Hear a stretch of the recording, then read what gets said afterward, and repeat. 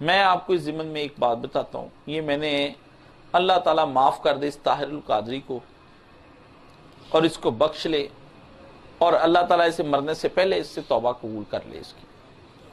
میں نے یہ تازہ نا کلپ ایک سنا ہے اور میں شدید کرب میں مبتلا ہو گیا۔ ہندوستان میں بہت بڑا اجتماع ظاہر ہے، ہمارے اہل سنت بھائی تعداد میں بہت زیادہ ہیں،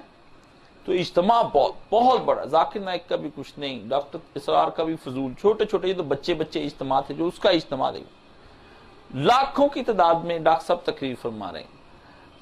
تو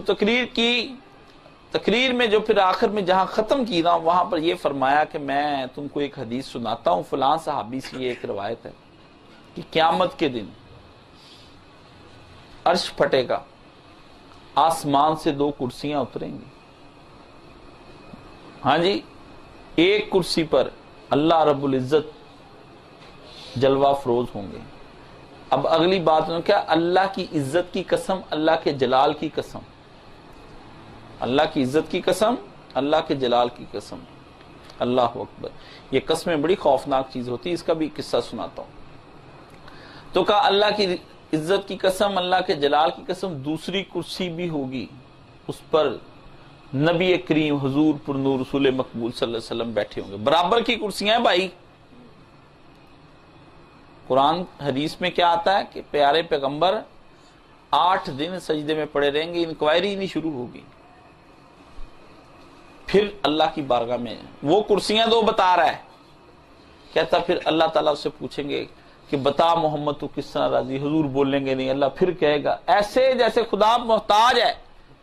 ہائے ہائے، نبی پاک صلی اللہ علیہ وسلم کے بارے میں بھی محتاط رہنا چاہیے اور اللہ کے بارے میں بھی محتاط رہنا چاہیے۔ ہم نے جتنی بے ادبیاں اللہ تعالیٰ کی کر لی ہیں نا، شاید ہی کسی کی کر لی ہیں۔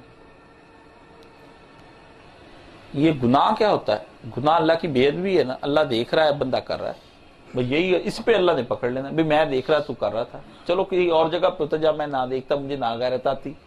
گناہوں کی پکڑ کیوں آتی ہے؟ اس وجہ سے ہی آتی نا کہ ہم بے ادبی کرتے اس کی۔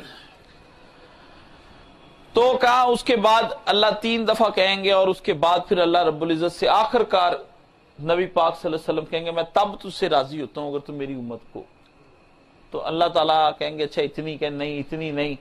پھر آخر محبوب تو کیسے خوش ہوتا ہے؟ ایسے میں نے کہا لوگ اٹھ کھڑے ہوئے، جب یہ کہا نا کہ کرسی ہوگی تو انہوں نے دکھایا، مجمع اٹھ کے کھڑا ہو گیا کہ بیٹھے ہیں آپ بیٹھے میری بات تو سنیں، کوئی سیدی مرشدی یا نبی، ادھر سے اٹھ گیا ادھر۔ اب جلسہ مجمع کو جب آپ اتنی بڑی ڈوز دے دیں گے، وہ بیٹھتا ہے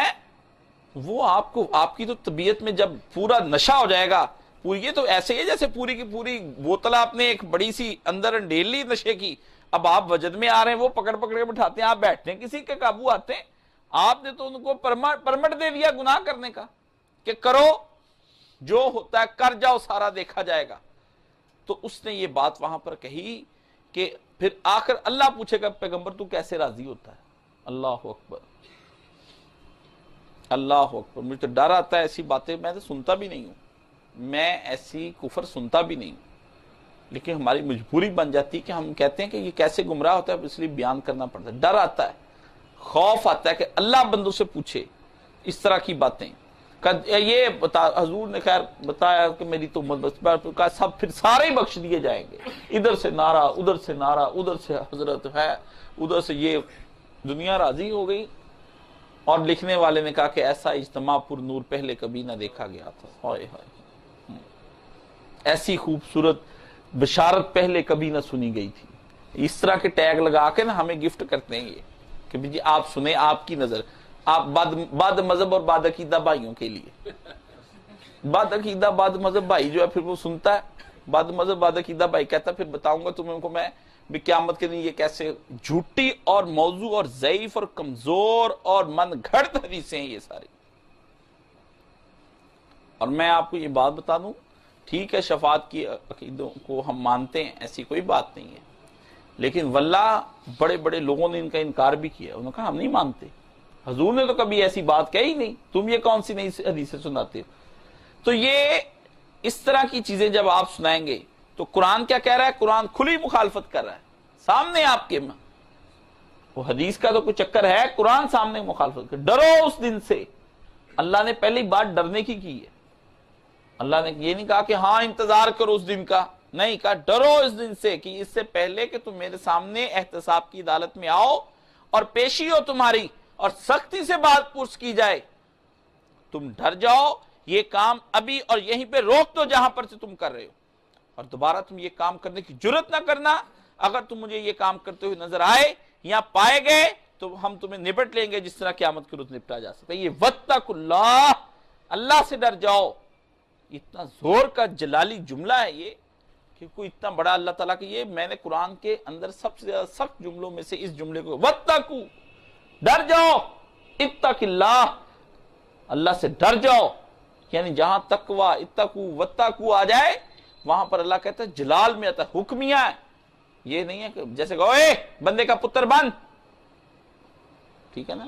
میں تجھے دیکھ رہا ہوں، بعض کا باپ جلال میں آتا ہے نا تو کس طرح ہوتا ہے،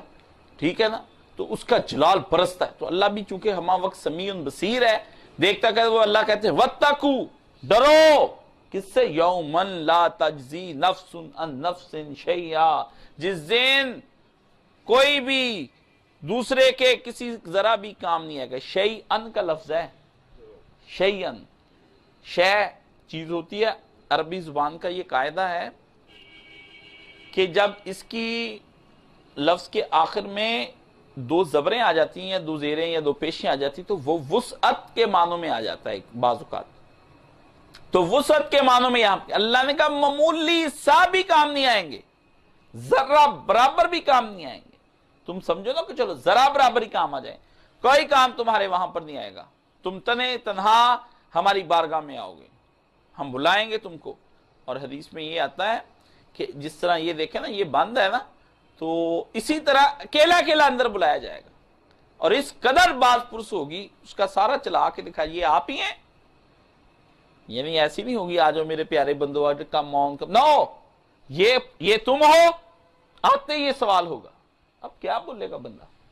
الیوم نختم بافواہہم، آج تو تمہارے منہوں پر مہر لگا دیں گے، فکشفنا عنک غطاءک فبصرک الیوم الحدید، اور اپنی آنکھیں خوب مل کر دیکھ لیں، ہم تجھے کہتے تھے نا کہ یہ دن آ جائے گا، تو سو یہ آ گیا، اب یہ آپ ہیں، کیا کہے گا بندہ؟ جی میں ہوں، اتنی جرت ہے اللہ تعالیٰ کو کہہ کہ میں ہوں، وہ تو خواب پھٹے کہ اللہ نے کہا آنکھیں پھٹی کی پھٹی رہ جائیں گی، ننگے بدن، ننگے جسم، تن پہ کوئی کپڑا نہیں، اللہ کی بارگاہ میں کھڑا ہوگا، تو واتقوا یوما لا تجزی نفس عن نفس شیئا ولا یقبل منها شفاعۃ، اور نہ کسی کی طرف سے شفاعت، سفارش قبول ہوگی۔ سن لیں، آپ تو بڑے آرام سے ہیں نا، یہ اس سفارش کا کہا گیا ہے، وہ جو نبی علیہ الصلوۃ والسلام والا میں نے آپ سے کہا نا کہ اللہ کے نبی دعا کریں گے اور دعا کی شکل میں اس بندے کے بارے میں کہیں گے یا اللہ اس کو تو بخش لے، وہ شفاعت دعا ہے۔ یہ شفاعت کیا ہے؟ دباؤ والی، کہ کسی بھی اللہ نے کہا منہا شفاعت نہ ولا یقبل منہا شفاعت، ہم اس دن زور زبردستی والی کوئی شفاعت نہیں قبول کریں گے، نہ کسی کی جرت ہی ہوگی اس کے سامنے پیش کر سکے، ولا یشفع عندہ الا باذنہ، جب تک وہ خود حکم نہیں دے گا، وہ اس کا ہے جس کے بارے میں وہ کہے گا آپ کچھ کہنا چاہتے ہیں اس بارے میں تو فرمائیے، وہ اس کے بارے میں جس کو اس کے بخشنے کا پہلے ارادہ ہوگا، تو پھر پیارے پیغمبر کی عزت بڑھانے کے لیے وہاں پر یہ بات کہی۔ لیکن ایسی سفارش جو دباؤ میں آ کر کے، اور وہ دباؤ کسی بھی لحاظ کا ہو، چاہے مرتبے کا ہو، چاہے محبت کا دباؤ ہو، وہ دباؤ قبول نہیں کیا جائے گا وہاں پر کسی قسم کے۔ اللہ کے نبی کہیں گے اللہ میں تجھ سے ناراض ہو جاؤں گا اگر تو میرے مسلمانوں کو یا میرے امت کو بخش، اللہ کو، یہ جرت کسی کی، یہ جرت ہے کسی کی؟ میں آپ کو بتاتا ہوں پیارے پیغمبر صلی اللہ علیہ وسلم تو قیامت کا ذکر کرتے حضور کے جسم پہ لرزہ طاری ہو جاتا تھا۔ صحابی رسول فرماتے ہیں ایک دن نبی علیہ الصلوۃ والسلام نے فرمایا کہ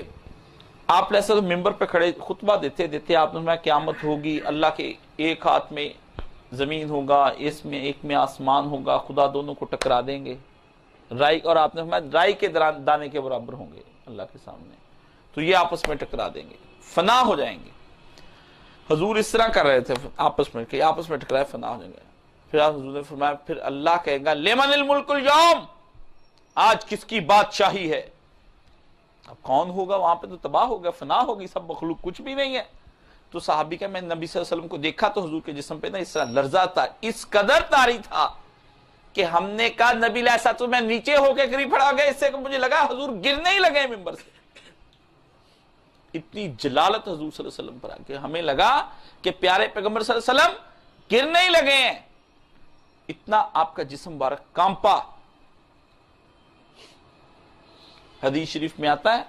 کہ نبی کریم، اور پھر کہا کہ اس وقت اللہ پھر خود ہی کہا للہ الواحد القہار، اللہ خود کہے گا ہم اکیلا کنٹرولر، ڈکٹیٹر، متکبر، دنیا کو چلانے والا میں ہوں، وہ ہوگا ہی نہیں، بولے گا کون؟ پھر خود ہی کہے گا نہیں ہے، کوئی ہے؟ لمن الملک اليوم، آج کس کی بادشاہی ہے؟ اللہ کہے گا ہاں میری اکیلے کی بادشاہی، میں ہوں بادشاہ۔ یہ کیا وقت ہوگا، وہ کس مکان کس زمان میں انسانی عقل جو ہے ٹائم اینڈ سپیس فلسفی یہاں آ کر فیل ہو جاتی ہے کہ نہ زمان ہوگا نہ مکان ہوگا۔ علامہ اقبال آخری وقت میں حضرت پیر میلی صاحب کو خط لکھا کہ مجھے ٹائم اینڈ سپیس کے فلسفی کے بارے میں سمجھائیں، ان کا وہ تو خود گم ہے اللہ کی یاد میں، اس قدر مستغرق ہیں تو باہر ہی نہیں آتے، ٹھیک ہے نا، وہ آپ کو کیا بتائیں حضرت صاحب، وہ تو خود یاد الہی میں وہ پتہ ہی نہیں چلتا ان کو۔ ٹائم اینڈ سپیس آج کی دنیا کا سب سے بڑا مسئلہ بنا ہوا ہے کہ یہ جو وقت ہے اور جس کائنات میں ہم رہ رہے ہیں، کیا یہ بھی مخلوق ہے؟ آخر اللہ نے پیدا کیے ہیں تو یہ کیا ہے؟